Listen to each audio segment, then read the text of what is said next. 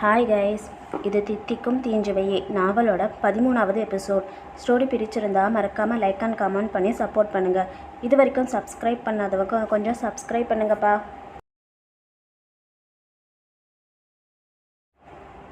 சஞ்சனாவை ஹாஸ்பிட்டலுக்கு கூட்டி போகவே 1 மணிக்கும் மேலாக ஆகிவிட்டது. அவளை பரிசோதித்த அந்த டாக்டர் யமுனாவை பிடித்து கண்ட மேனிக்கு கத்த தொடங்கினார். ஏம்மா, குழந்தைய பத்திரமா பார்த்துக்க சொல்லி தானே அனுப்பி வச்சேன், என்ன பண்ணி வச்சுருக்கீங்க? அவளுக்கு ஃபுல்லாக சளி பிடிச்சிருக்கு, என்ன சாப்பிட கொடுத்தீங்க? எதுக்கு அந்த குழந்தைய இப்படி போட்டு படுத்துறீங்க?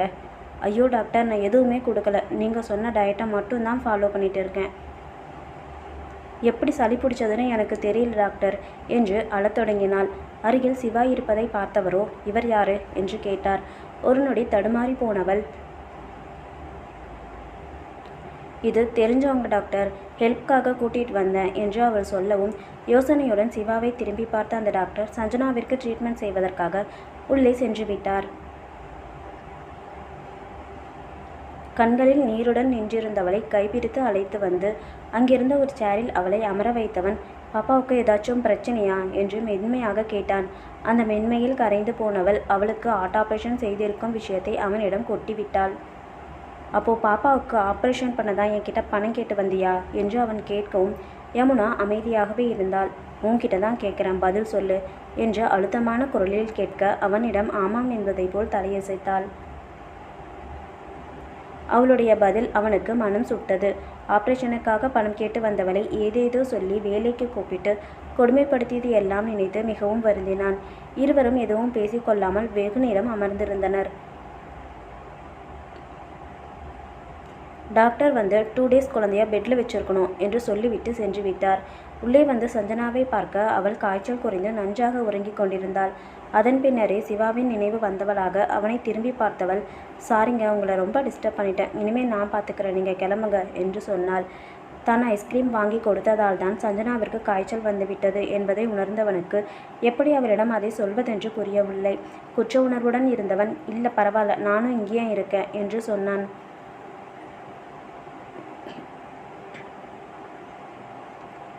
அவளும் சிவாவை அதிகமாக வற்புறுத்தாமல் விட்டுவிட்டாள். அவளுக்கு சஞ்சனாவை பற்றிய கவலையே பெரியதாக தோன்ற எதை பற்றியும் யோசிக்கும் நிலையிலும் அவள் இல்லை. சிறிது நேரம் அமைதியாக சஞ்சனாவின் பக்கமே அமர்ந்திருந்தவன் பின்னர் நேராக பில் கவுண்டருக்கு சென்றுவிட்டு பணத்தையும் கட்டிவிட்டு வந்தான். சிறிது நேரத்தில் பொழுதும் புணர்ந்து விட்டது. அதன் பிறகு சற்று தெளிவடைந்த யமுனாவால் அப்பொழுதுதான் சிவாவை கவனித்து பார்க்க முடிந்தது. கண்களில் கவலையுடன் சஞ்சனா அருகில் நின்று கொண்டிருந்த அவனை பார்த்தவளுக்கு அவன் முகத்தில் தெரிந்த மென்மை புதியதாகப்பட்டது.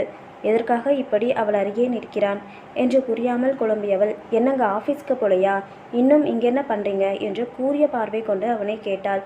இவ்வளவு நேரமும் மகளை பார்த்து கொண்டிருந்த மிருதுவான பார்வை மாறி யமுனாவை எரிக்கும் பார்வை கொண்டு முறைத்தவன், நான் போவேன், போகாமல் கூட இருப்பேன், உனக்கு என்ன வந்தது என்று அவன் சீரவும், அவனின் அந்த ருத்ர பார்வையில் நடுங்கி போனவள் அவனுடைய கோபத்திற்கு காரணம் புரியாமல் பேசாமல் வாயை மூடிக்கொண்டாள். அவனும் சஞ்சனாவின் கையை பிடித்தபடியே சட்டமாக அமர்ந்து விட்டான். சற்று நேரத்தில் சஞ்சனா முடித்துவிட அவளுக்கு டிஃபன் ஊட்டிவிட்டவளின் பார்வை அடிக்கடி சிவாவின் மீது பாய்ந்து மீண்டது. அதை அவன் உணர்ந்தாலும் அமைதியாகவே இருந்தான். சஞ்சனா சாப்பிட்டு முடித்ததும் யமுனாவை பார்த்த சிவா, யமுனா, நீ வீட்டுக்கு போய் ஃப்ரெஷ் ஆகிட்டு வரியா, அது வரைக்கும் நான் பாப்பாவை பார்த்துக்கிறேன் என்று சொல்லவும் அவளும் சரி என்று தலையசைத்தாள். அவளுக்கும் சஞ்சனாவிற்கு தேவையான சில பொருட்களை எடுத்து வர வேண்டியிருந்தது. தேவையானவற்றை எடுத்துக்கொண்டு குளித்து தயாராகி மீண்டும் அவள் வந்த பொழுது சிவா சஞ்சனாவுடன் ஏதோ தீவிரமாக பேசிக்கொண்டிருந்தான். அவள் வருவதை கண்டதும் சஞ்சனா அமைதியாகிவிட அவளை கண்டு முறைத்தவாறேதான் யமுனா உள்ளே வந்து நுழைந்தாள். யமுனாவை கண்ட சிவா உடனே எழுந்து விட்டான். யமுனா, நீ பார்த்துக்கோ, எனக்கு ஒரு முக்கியமான வேலை இருக்கு என்றபடி சிவா கிளம்பிவிட அப்பொழுதுதான் யமுனாவிற்கு சற்று நிம்மதியாக கூட இருந்தது. சிவாவிற்கும் சஞ்சனாவிற்கும் நடுவில் ஏதோ ஓடுகிறது என்பதை புரிந்த பொழுதும் சஞ்சனாவின் உடல்நலம் கருதி அவரிடம் எதுவும் ஏற்காமல் அமைதி காத்தாள். சிறிது நேரம் கழித்து பில் கவுண்டர் சென்றவளுக்கு சிவா ஏற்கனவே அனைத்து பில்லையும் சீட்டில் செய்துவிட்ட விஷயம் தெரிய அவளுக்கு எரிச்சலாக இருந்தது. அன்று இரவு மீண்டும் அவன் அந்த ஹாஸ்பிட்டலுக்கு வரவும் அந்த எரிச்சலை முழுவதுமாக அவன் மீது கொட்டத் தொடங்கினாள். அன்று சிவா கொடுத்த 5 லட்சம் ரூபாயையும் முழுமையாக செலவு செய்யாமல் பின்னர் ஏதாவது செலவு ஏற்பட்டால் தேவைப்படும் என்று நினைத்து பத்திரப்படுத்தி வைத்திருந்தாள். அந்த பணத்தை எடுத்து கொண்டு போய் சிவாவின் கையில் திணித்தவள், ரொம்ப தேங்க்ஸுங்க, நீங்கள் தான் பில் வர செட்டில் பண்ணீங்களாமே என்று சொல்லவும் அவன் முகம் கோபத்திற்கு தாவியது. இருந்தும் இது ஹாஸ்பிட்டல் என்பதால் வீண் சச்சரவுகள் வேண்டாம் என்று நினைத்தவன் முயன்று தன்னை கட்டுப்படுத்தி அந்த பணத்தை மீண்டும் அவளிடமே திருப்பி கொடுத்தாள். வேணாங்க, என்கிட்டயே பணம் இருக்கும் பொழுது தேவையில்லாமல் நீங்கள் எதுக்கு செலவு பண்ணணும்? அது மட்டும் இல்லாமல் அப்புறம் நான் உங்ககிட்ட வாங்கின பணமும் அதிகமாகிட்டே போகும். சஞ்சனாவுக்கு ஒவ்வொரு வாட்டையும் இந்த மாதிரி ஹெல்த் இஷ்யூஸ் வரும் பொழுது என்னால் உங்ககிட்ட வந்து நிற்க முடியாதுல்ல. ஸோ எதானாலும் நானே பார்த்துக்கிறேன், உங்கள் பணம் வேணாங்க என்று உறுதியாக மறுத்தாள். பணத்தை வாங்காமல் அவளை முறைத்தவாறே, என் பொண்ணுக்கு நான் செலவு பண்ணுறேன், இதில் நீ எதுக்கு குறுக்கு வர என்று அழுத்தமாக சீறினான். அந்த சீரலை கேட்ட பிறகு அவளுக்கு இதயம் ஒரு நிமிடம் நின்று பின் துடிக்க ஆரம்பித்தது. இருந்தும் தைரியத்தை எல்லாம் திரட்டி கொண்டு, அவள் என் பொண்ணு, தேவையில்லாமல் நீங்கள் எங்களுக்குள்ளே வரணும்னு ட்ரை பண்ணாதீங்க, எங்களுக்கு உங்கள் பணம் தேவையில்லை என்று அவளும் அழுத்தமாகவே கூறினாள்.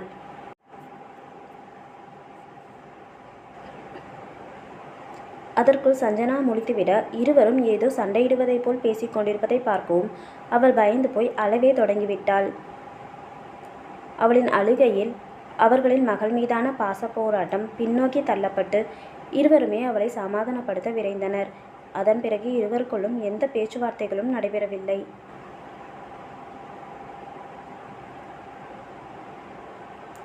சிவா இரவும் அங்கேயே சஞ்சனாவின் அருகிலேயே அவள் பெட் மீது தலை வைத்து அவள் கையை பிடித்தவாறு தூங்கிக் கொண்டிருக்க அதை பார்த்து கொண்டிருந்த யமுனாவிற்கு தான் இது எப்படி சாத்தியமானது என்று புரியவில்லை.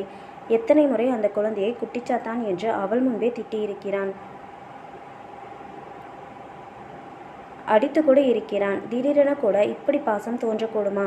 அவளுக்கு ஆச்சரியமாக கூட இருந்தது. அவர்கள் இருவரையும் இமைக்காமல் பார்த்து கொண்டிருந்தவளுக்கு ஒன்று மட்டும் நன்றாக புரிந்தது. சிவாவிற்கு சஞ்சனாவின் மீது தோன்றியிருக்கும் இந்த பாசம் கண்டிப்பாக அவளுக்கு நன்மையை விளைவிக்காது. இன்று இல்லாவிட்டாலும் இன்னும் சில தினங்களில் அவன் திருமணத்திற்கு முன்பே அவனின் வாழ்க்கையை விட்டு இருவரும் வெளியேறப்பட வேண்டியவர்கள்.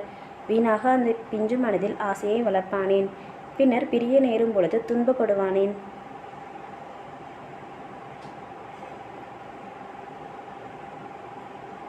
வேண்டாம், எதுவுமே வேண்டாம்.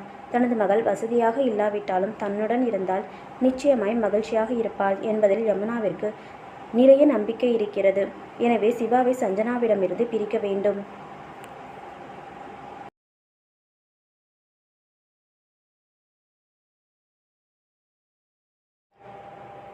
அது அவளுக்கு வேதனையை தந்தாலும் இப்பொழுதே இந்த பிரிவு நடக்கும் பொழுது அவளால் இதை இலகுவாக ஏற்றுக்கொள்ள முடியும் என்று நினைத்தவள் சிவாவிடம் இதை பற்றி பேச வேண்டும் என்று முடிவு செய்தாள்.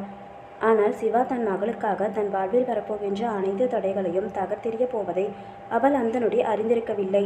அறியும் பொழுது தான் உயிர் வாழவே காரணமாக இருந்து கொண்டிருக்கும் மகளை சிவாவிற்காக விட்டு கொடுப்பாளா?